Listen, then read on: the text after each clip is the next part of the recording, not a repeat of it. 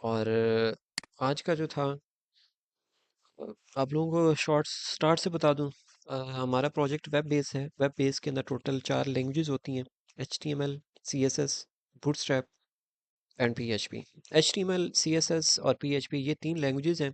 Bootstrap जो है वो 2 लैंग्वेजेस का फीड ये फ्रेमवर्क है। फ्रेमवर्क उसको बोलते हैं जो किसी चीज़ से मिल के बना हो। जैसे बूटस्ट्रैप जो मैंने आपको नाम दिया है, ये HTML और CSS का फ्रेमवर्क है। ये इसको फ्रंट एंड का फ्रेमवर्क बोलते हैं। बैकएंड के लिए PHP यूज़ होती है और PHP के भी फ्रेमवर्क्स होते हैं। आप लोगों में से अगर कोई स्टूडेंट ऐसा है जिसको प्रोग्रामिंग का कोई थोड़ा बहुत आइडिया है तो उसको पता होगा कि PHP के कौन कौन से फ्रेमवर्क्स होते हैं। बट PHP के फ्रेमवर्क्स हम यूज़ नहीं करेंगे। PHP की हम कोर लैंग्वेज यूज़ करेंगे, जो सिंपल PHP होती है वो हम यूज़ करेंगे। और फ्रंट एंड के लिए फ्रंट एंड होता है HTML, CSS। ये फ्रंट एंड की लैंग्वेजेस हैं और बैक एंड की जो लैंग्वेज है वो PHP है। और इसके साथ जो डेटाबेस हम यूज़ करते हैं उसको हम MySQL बोलते हैं। ये वाइवा के वाले से भी क्वेश्चन है कि जी फ्रंट एंड किसको बोलते हैं और बैक एंड किसको बोलते हैं और डेटाबेस आपका कौन सा है और टूल्स कौन कौन से हैं। और इसमें ये है, फ्रंट एंड हमारी HTML, CSS ये हमारी फ्रंट एंड लैंग्वेज है। बूटस्ट्रैप हमारा फ्रेमवर्क है जो कि HTML और CSS से मिल के बनता है। और जिसके अंदर हम कोडिंग करते हैं उसको हम एडिटर बोलते हैं। इसके अंदर कोड किया जाता है, मतलब कोड लिखने वाला जो सॉफ्टवेयर, उसको हम एडिटर बोलते हैं। आप लोगों ने CS201 पढ़ी हुई है, उसके अंदर सबसे पहले जो स्टार्ट हम करते हैं वो HTML करते हैं। HTML जो लैंग्वेज है ये लेआउट बनाने के लिए यूज़ होती है और ये टोटली टैग्स पे मुश्तमिल है लैंग्वेज। जैसे आप इंग्लिश सीखते हैं तो इंग्लिश के लिए सबसे पहले उसकी बेसिक चीज़ है उसकी ग्रामर सीखना। और इसी तरह से अगर आप प्रोग्रामिंग सीखते हैं, कोई भी प्रोग्रामिंग लैंग्वेज है, तो उसके कुछ बेसिक टास्क होते हैं। और HTML के सबसे जो बेसिक टास्क है वो टैग्स हैं।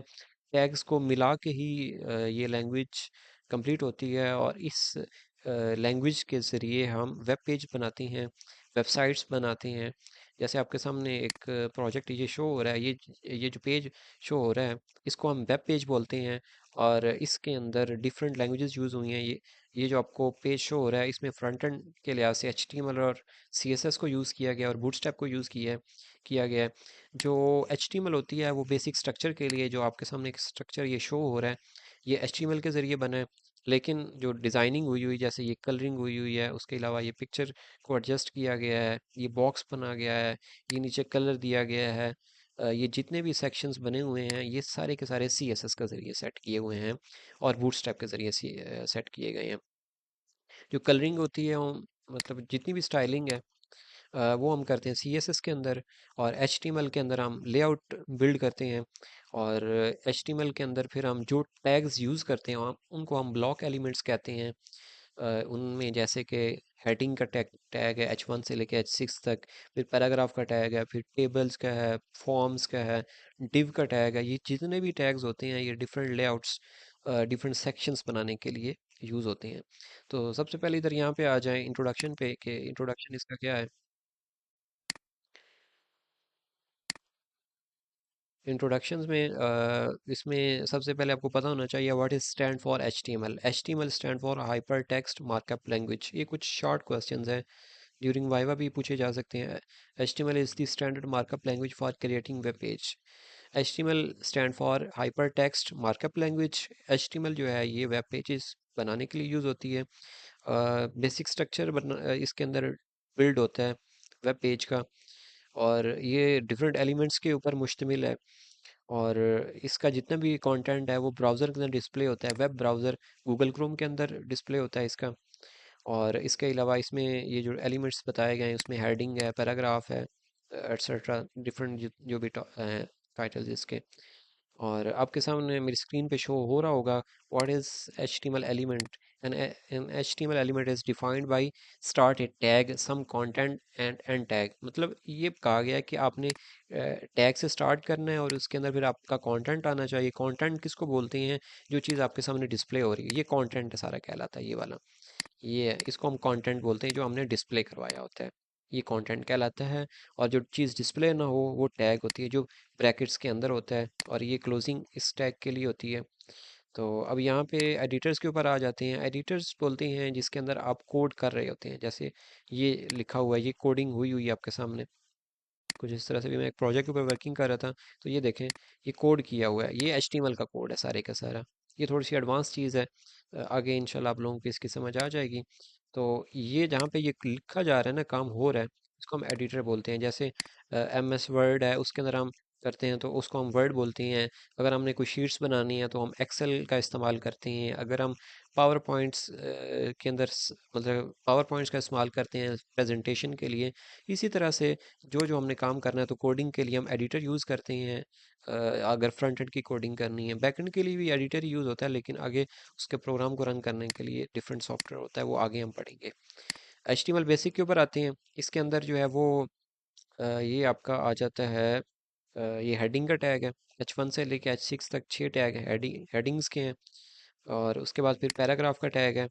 उसके बाद जो है वो आगे एंकर टैग है, लिंक लगाने के लिए हम यूज़ करते हैं। फिर पिक्चर बनाने के लिए हम यूज़ करते हैं एक टैग, आईएमजी का टैग। और इसी तरह से एलिमेंट्स के ऊपर आ जाएं, तो इसमें आपको बताया गया होगा कि कौन कौन से एलिमेंट्स हैं। ये बेसिक एक स्ट्रक्चर बताया गया है वेब पेज का, कि किस तरह से आपने कोड करना होता है।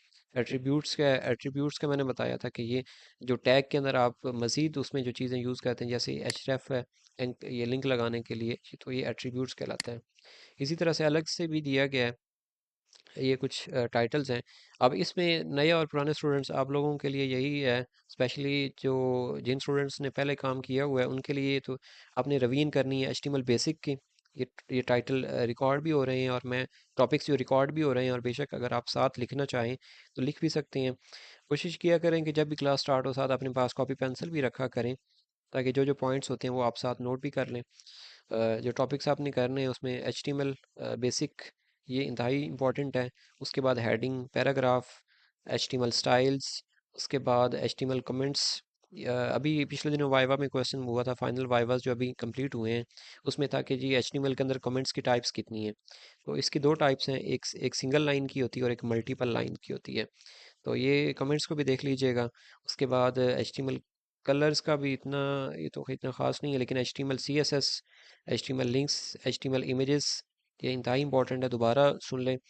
एचटीएमएल बेसिक, उसके बाद आगे आप आ जाएं एचटीएमएल स्टाइल्स, उसके बाद आगे आप आ जाएं एचटीएमएल कमेंट्स और एचटीएमएल इमेजेस, और उसके बाद HTML tables, HTML list, HTML div, HTML classes, HTML ID. यहाँ तक आप लोगों ने ये रिपीट करने हैं, मतलब इसकी रिवीजन करनी है, इन टॉपिक्स की रीड करना है। और उसके बाद आगे आपने आ जाना है एचटीएमएल फॉर्म्स के ऊपर। ये नीचे टॉपिक है फॉर्म का, इधर ही एचटीएमएल फॉर्म लिखा होगा ये वाला। इसके ऊपर, इसके अंदर इनपुट टाइप्स कितनी किस्म की होती हैं, कि इनपुट टाइप्स इनके बारे में आपको पता होना चाहिए। ये मैं ड्यूरिंग क्लास आप लोगों से वाइवा वाइवा भी ले सकता हूँ, और वाइवा के अंदर ये क्वेश्चंस भी हो सकते हैं। हो सकता है कि एचटीएमएल के इनपुट टाइप्स टोटल कितनी किस्म की हैं। तो आप लोगों ने इसकी रिवीजन करनी है एचटीएमएल फॉर्म की। इस हवाले से आप लोगों को भी मैं रिकॉर्डेड लेक्चर्स भी शेयर कर दूंगा, और आप लोगों ने इसकी रिवीजन भी करनी है। तो आगे इसके बाद हम